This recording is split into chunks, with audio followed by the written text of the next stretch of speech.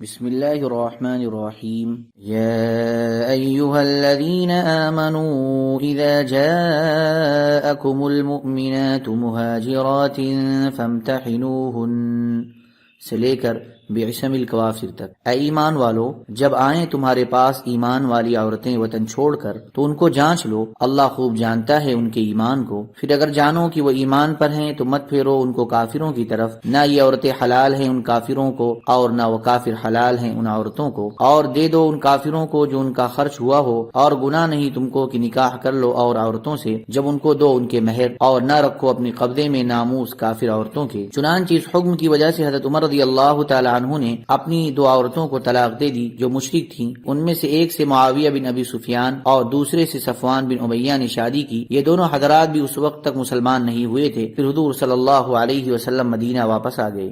اتنے میں قریش کے ابو بصیر رضی اللہ تعالیٰ عنہ مسلمان ہو کر آپ کے پاس آ گئے۔ مکہ والوں نے ان کو واپس بلانے کے لیے دو آدمی بھیجے کہ آپ نے ہم سے جو معاہدہ کیا ہے اسے پورا کریں۔ آپ نے حضرت ابو بصیر کو ان دونوں کے حوالے کر دیا۔ وہ دونوں ان کو لے کر وہاں سے چل پڑے، یہاں تک کہ ذوالحلیفہ پہنچ کر ٹھہر گئے اور کھجوریں کھانے لگے۔ حضرت ابو بصیر نے ان دونوں میں سے ایک سے کہا، اے فلانے، مجھے تمہاری تلوار بڑی عمدہ نظر آ رہی ہے۔ اس نے نیام سے تلوار نکال کر کہا، ہاں اللہ کی قسم یہ تو بہت عمدہ تلوار ہے اور میں نے اسے بہت سے لوگوں پر آزمایا ہے۔ حضرت ابو بصیر نے کہا، ذرا مجھے دکھاؤ میں اسے دیکھوں۔ اس نے تلوار ان کے حوالے کر دی۔ انہوں نے اس پر تلوار کا ایسا وار کیا کہ وہ وہیں ٹھنڈا ہو گیا۔ دوسرا وہاں سے مدینہ کی طرف بھاگ پڑا اور دوڑتا ہوا وہ مسجد نبوی میں داخل ہوا۔ حضور صلی اللہ علیہ وسلم نے اسے دیکھ کر فرمایا، اس نے کوئی گھبراہٹ کی چیز دیکھی ہے۔ جب وہ حضور صلی اللہ علیہ وسلم کی خدمت میں پہنچا تو اس نے کہا، میرا ساتھی تو مارا جا چکا ہے، اب میرا نمبر ہے۔ اس کے بعد ابو بصیر پہنچے اور عرض کیا، اے اللہ کے نبی، اللہ تعالیٰ نے آپ کا عہد پورا کروا دیا کہ آپ نے تو مجھے واپس کر دیا تھا، اب اللہ تعالیٰ نے مجھے ان لوگوں سے چھٹکارا دلایا ہے۔ حضور صلی اللہ علیہ وسلم نے فرمایا، اس کی ماں کا ستیہ ناس ہو، یہ لڑائی بھڑکانے والا ہے، کاش کوئی اسے سنبھالنے والا ہوتا۔ جب حضرت ابو بصیر نے یہ سنا تو وہ سمجھ گئے کہ اب بھی اگر مکہ سے ان کو کوئی لینے آیا تو حضور صلی اللہ علیہ وسلم ان کو واپس کر دیں گے۔ چنانچہ وہ وہاں سے چل کر سمندر کے کنارے ایک جگہ آ پڑے۔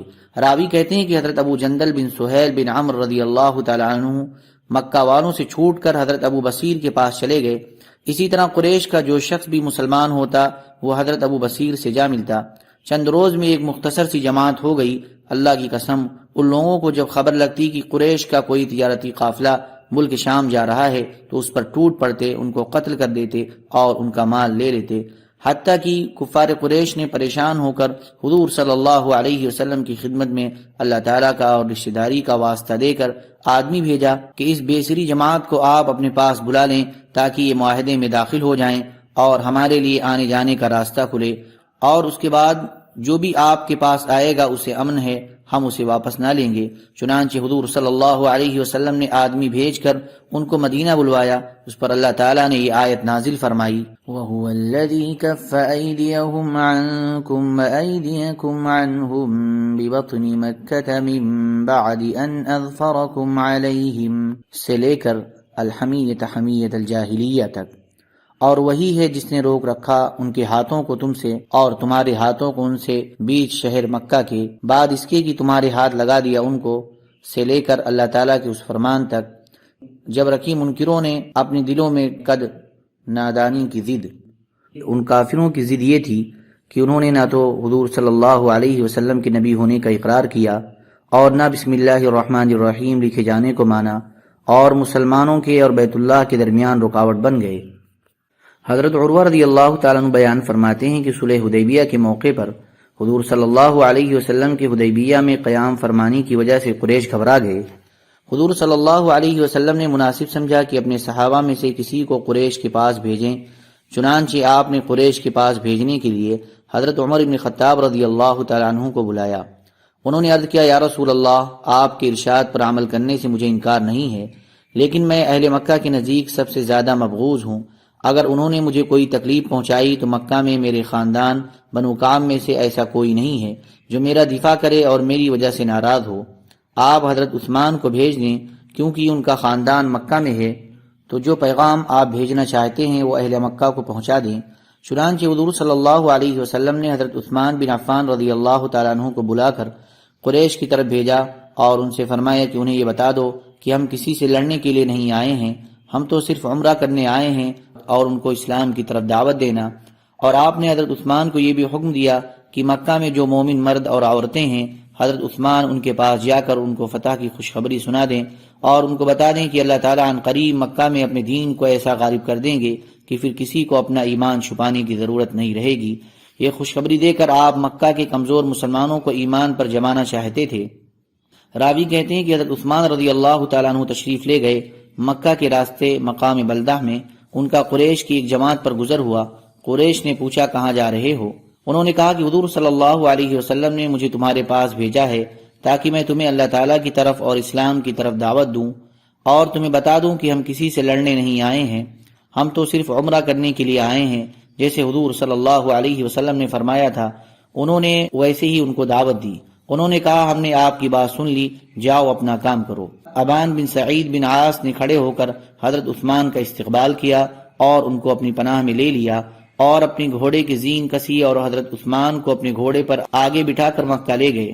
پھر قریش نے بدیل بن ورقہ خزاعی اور قبیلہ بنو کنانہ کے ایک شخص کو حضور صلی اللہ علیہ وسلم کے پاس بھیجا۔ اس کے بعد عروہ بن مسعود ثقفی آئے۔ آگے حدیث اور بھی ہے۔ حضرت ابن عباس رضی اللہ تعالیٰ عنہ فرماتے ہیں کہ حضرت عمر رضی اللہ تعالیٰ عنہ نے فرمایا کہ حضور صلی اللہ علیہ وسلم نے اہل مکہ سے دب کر صلح کی اور ان کی ساری باتیں مان لیں۔ اگر حضور صلی اللہ علیہ وسلم کسی اور کو امیر بنا کر بھیجتے اور وہ اس طرح کرتا جیسے حضور صلی اللہ علیہ وسلم نے کیا تو میں اس کی نہ کوئی بات سنتا اور نہ مانتا۔ آپ نے ان کی یہ شرط بھی مان لی تھی کہ جو مسلمان ہو کر مسلمانوں کے پاس جائے گا مسلمان اسے واپس کر دیں گے، اور جو مسلمان نعوذ باللہ من ذلک کافر ہو کر کافروں کے پاس جائے گا کافر اسے واپس نہیں کریں گے۔ حضرت ابو بکر صدیق رضی اللہ تعالیٰ عنہ فرمایا کرتے تھے کہ اسلام میں فتح حدیبیہ سے بڑھ کر کوئی فتح نہیں۔ محمد صلی اللہ علیہ وسلم اور ان کے رب کے درمیان جو معاملہ تھا لوگ اسے سمجھ نہ سکے۔ بندے جلد بازی کرتے ہیں اور اللہ تعالیٰ ان کی طرح جلد بازی نہیں کرتے، بلکہ اپنی ترتیب اور ارادے کے مطابق ہر کام کو اپنے مقرر کردہ وقت پر کرتے ہیں۔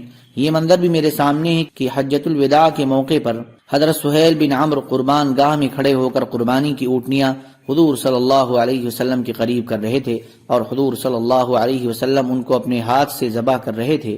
پھر آپ نے نائی کو بلا کر اپنے بال مڈوائے تو میں نے دیکھا کہ حضرت سہیل حضور صلی اللہ علیہ وسلم کے بالوں کو چن چن کر اپنی آنکھوں پر رکھ رہے تھے، اور میں یہ سوچ رہا تھا کہ یہ وہی سہیل ہیں جنہوں نے صلح حدیبیہ کے موقع پر بسم اللہ الرحمن الرحیم کے اور محمد رسول اللہ کے معاہدہ نامہ میں لکھے جانے سے انکار کر دیا تھا۔ یہ دیکھ کر میں نے اس اللہ کی تعریف کی جس نے ان کو اسلام کی ہدایت دی۔ سبحان ربک رب العزت عما یصفون وسلام علی المرسلین والحمد للہ رب العالمین۔